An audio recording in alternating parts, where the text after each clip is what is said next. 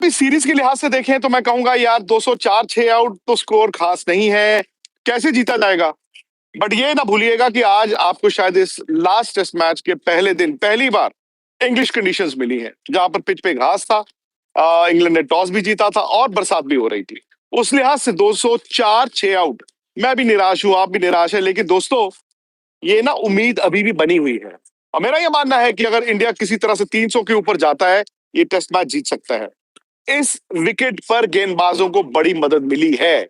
ये अलग बात है कि इंग्लैंड ने गेंदबाजी उस तरह से नहीं की। मेरा तो ये मानना है कि इंग्लैंड डिसअपॉइंटेड ज्यादा होगा।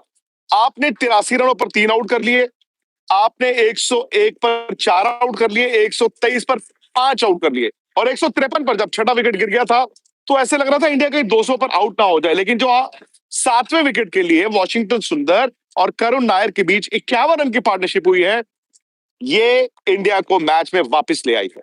ये इंडिया को मैच में वापस लेकर आई है। ये विकेट ऐसा नहीं है जहां पर 500 रन बनेंगे, और इसीलिए मेरा मानना है कि अगर सुंदर और करुण नायर दूसरे दिन 1 घंटा बैटिंग करके किसी तरह से इंडिया यहां से 250 पौने 300 300 पहुंच जाता है तो मैच बन सकता है। लेकिन आज के दिन को मैं 2 हिस्सों में बांटूंगा।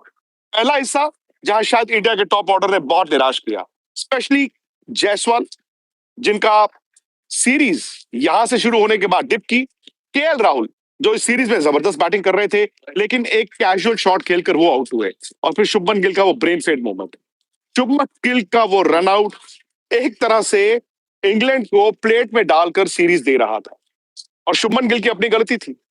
कोई तुक नहीं बनता कि आप एक ऐसे टेस्ट मैच में जहां आपको मालूम है एक एक रन की कीमत है और आपको लंबा खेलना है, और आप तो शुभमन गिल है, और रन चुराने के लिए आप रन आउट हो गए। और मैं उसे ब्रेन फेड इसलिए कहता हूं क्योंकि उन्हें गेंद खेला है जैसे T20 में या वनडे में होता ना, यहाँ पे गेंद रखा रन चुराने के लिए और भाग गए। साई सुदर्शन जो नॉन स्ट्राइकर एंड पे थे, उनका एक बड़ा नेचुरल रिएक्शन था, है, लेकिन उसके साथ उन्होंने हाथ खड़ा कर दिया कि नहीं नहीं नहीं, रन नहीं है।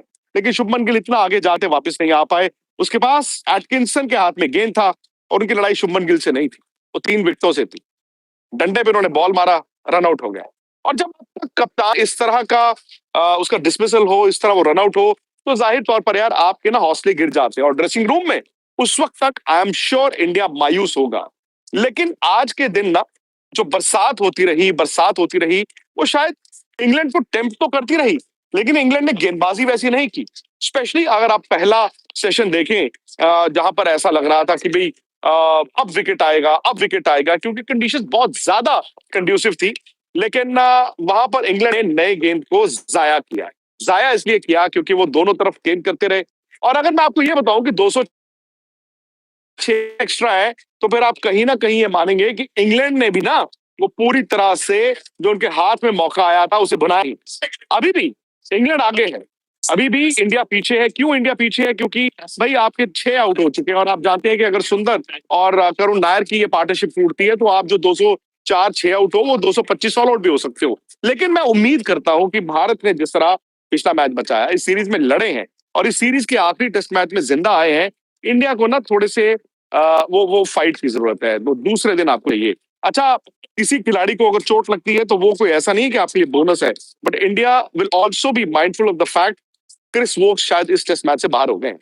आपने एंड में देखा था लास्ट आधे घंटे में उन्होंने जब गेंद को चेज कर रहे थे, उसके बाद वो कंधे को लेकर उठे हैं, और कंधा जिस तरह वो लेकर गए, वो मुझे नहीं लगता कि इस टेस्ट मैच में वापस आएंगे। तो शायद उनकी जरूरत पहली इनिंग में, और डेफिनेटली उनकी जरूरत सेकंड इनिंग में पड़ती है, बिकॉज वो इंग्लैंड के बेस्ट बॉलर रहे हैं इन कंडीशंस में।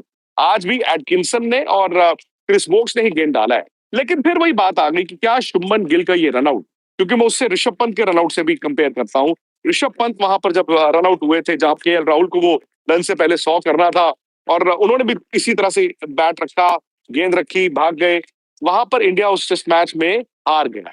उस रनआउट के कारण नहीं हारा, लेकिन वो रनआउट एक सिग्निफिकेंट मोमेंट था। आज भी शुभमन गिल जिस वक्त आउट हुए, मुझे लगा यार ये तो आपने सीरीज अपने हाथ से देने वाला वो डिसमिसल हो गया। लेकिन ये है कि हाँ, करुण नायर ने फाइट किया है, उनके साथ वॉशिंगटन सुंदर खड़े हैं, और 51 रन की ये पार्टनरशिप हो चुकी है।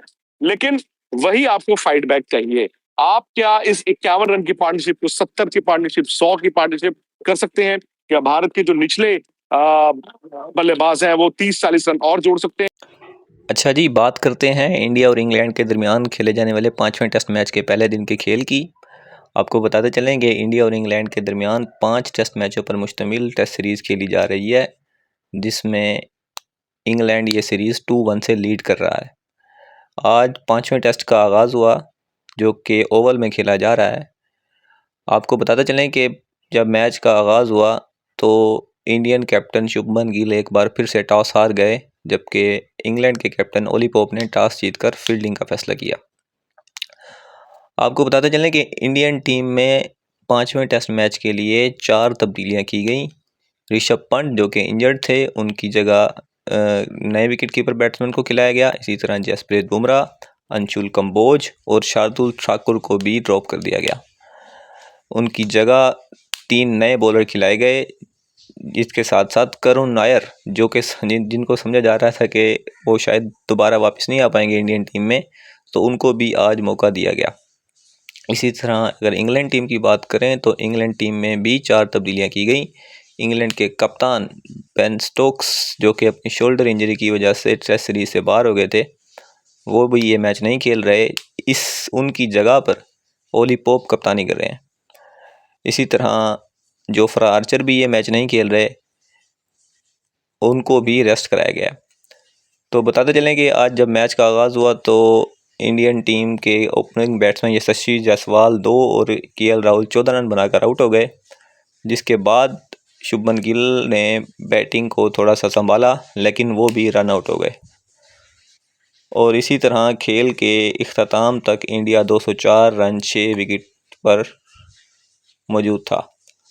अगर आप ऐसे ही वीडियोस देखना चाहते हैं तो हमारे चैनल को सब्सक्राइब करें और हमारे साथ जुड़े रहें।